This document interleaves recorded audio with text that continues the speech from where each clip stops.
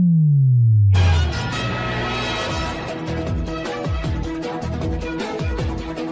watching Sun TV, broadcasting to the world from studios in Providencia Islands, in the beautiful by nature Turks and Caicos Islands. Sun TV, your source for real news as it happens.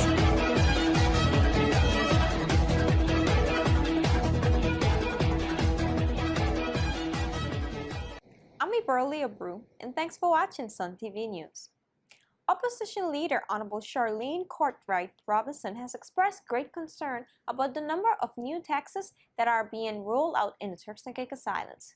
Speaking at a press conference at the People's Democratic Movement headquarters in downtown Providencia Islands last Friday, the opposition leader said she is disappointed in the PNP government's approach to taxation. In fact, she accused the Rufus Ewan administration of backtracking and being less than transparent with the people of this country. We'll hear more in this report.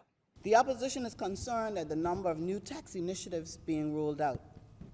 Accommodations tax upped by 1% July 1st, effective. Customs duty based on CIF, July 1st, effective. Customs processing fees, CPF, based on CIF, July 1st, effective. General sales tax of 6%, October 1st, effective. Communication tax on cable and internet, October 1st. Temporary driver's license, $30, October 1st. Property levy, April 1st, 2014. The opposition, when it stood with the government against the implementation of VAT, made it clear that improved compliance of the existing taxes was the first step to be taken. Rowe's report correctly stated that as unconventional as the revenue structure was in TCI, it produced strong revenues. The proposals of VAT did say that the $10 million to be gained from VAT was from improved compliance. We are disappointed that though we did not stand with the government on the proposal of new tax in the anti-VAT stance, the government did outline taxes that were designed to not affect residents, but largely the visitors to our shores. And we see the position taken now by government as a way of backtracking from what was said to be its strategy. The Minister of Finance, from his comments a few nights ago on a newscast, seems to be trying to establish a staple of VAT when he said that his government is intending on widening the tax base.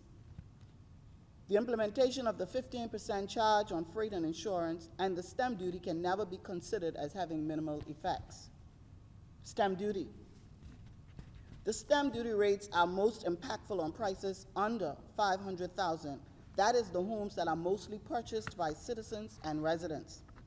In Grand Turk, South Caicos, Salt Key, Middle Caicos, and North Caicos, a home under $500,000 currently attracts a 1.8 stamp duty. That will now go to 6.5%, which is more than 3 times the amount. On those islands, TACREA recorded a total of 11 sales for the entire 2012, with the stamp duty at 1.8%. What will be the impact on those sales now? On Providencia Islands, there are very few homes that are under $300,000.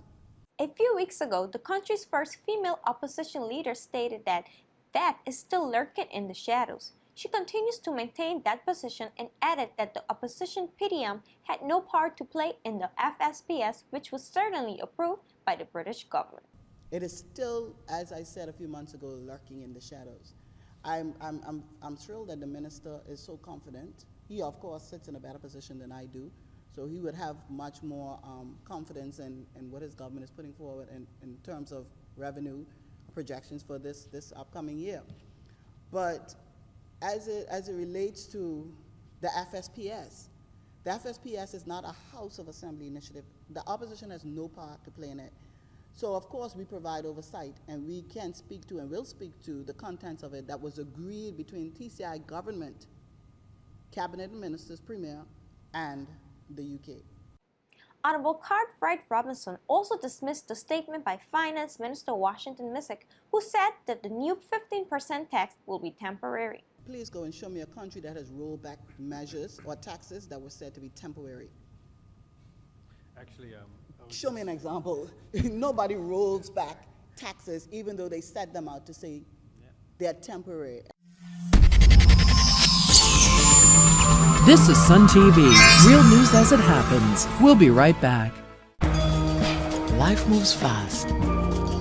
It's extraordinary what you can see when you take a second look. Capture the extraordinary around you with Digicel's 4G mobile internet. Share the moment instantly with our super-fast speeds on your mobile device. The internet as it was meant to be. Only with Digicel 4G. Digicel. Be extraordinary. In an interview with Sun TV last week, Minister of Finance Washington Missick said there will be a blue ribbon commission on taxation to look at reducing the tax burden on residents of the Turks and Caicos Islands. However, Opposition Leader Hon Robinson said it's nothing but a joke. I think I can speak for my colleagues when I say that it's laughable. The time that you want to have consulted would have been ahead of when you've come up with your own measures of raising revenue. The government has been in office now 7 months, 8 months. Pulling together persons to dialogue on ways we can increase revenue is not a difficult task. To now say that it will happen in the third quarter of the year, when you have only about 2 or 3 more tax left to roll out for this fiscal year in October, is a nonsense. So as far as I'm concerned, even with his saying that we have to widen the base, it's a staple of that. You know, so we maintain that we're still being taxed the same way. And it's still going to affect the cost of living. But in speaking to your saying what the excuses are, and those excuses are certainly valid for them, because if you came into office without any plans, and you basically had to plan along the way, you will certainly run out of time. The opposition leader, who is a lawyer by profession, said there needs to be a complete review of the taxation system in the Turks and Caicos Islands because taxes are a burden to ordinary people. It is important that we do a complete review of the system. At the end of the day, even though what they're putting forward is widening the base, the common man, the man who's making $5 an hour, is feeling all of these taxes. A lot of them, they're just going to be passed on to the consumer. And the approach of the government to keep creating these little taxes everywhere, just wake up today and decide I'm going to do another tax tomorrow without us seeing a complete picture, that's our major criticism. We understand the situation where, as a growing country, you have to begin to pay your way in many regards. And I understand the position where we're going to have to look at perhaps taxing areas that we've never had taxed before. But it has to be done after careful review and study. And this is one of the things that we criticized the British government for when they were trying to bring VAT. There was no real information as to a proper study being done to say it will yield what it was going to yield. And I will continue to criticize the government and looking for taxes to replace that when the proposals of that maintained. This will not be any new revenue. It will be simply based on improved compliance. So why did we not take that first step? We have millions of dollars on the road, and there's taxes out there that we can still be collecting. You know, we are where we are, and the opposition is going to be very responsible in providing its oversight. We do not certainly want to be held or caught in any position, especially me sitting here as chair, where we are in a position where July 31st comes and there is no budget. Hon Robinson also maintained her position on the gun amnesty, which she stated was a sham and not realistic. We are trying to help the police to get illegal guns off the street. But we have to ensure that when we support them, that we do so with the best interests of everyone. The police has its work to do. We're not trying to impede any investigation. But if you're going to say to a man, bring in your gun, right? Bring in your gun and we're going to test it to see if it's involved in any crime, and then we're going to charge you, what do you expect? It's not an attack on the police. We're trying to assist you. We will work with the police always. And I believe people can find that the opposition has been strong supporters of the police and fighting for tools and resources for them. But we're saying to them, it's unrealistic. We need to set an objective and make it clear. Our objective has to be immediately to take the guns off the street. Crime fighting, solving crimes, yes, that is always your agenda. But for this initiative, we have to focus and narrow our focus, and it has to be to get these guns off the street. So yes, I have been vindicated.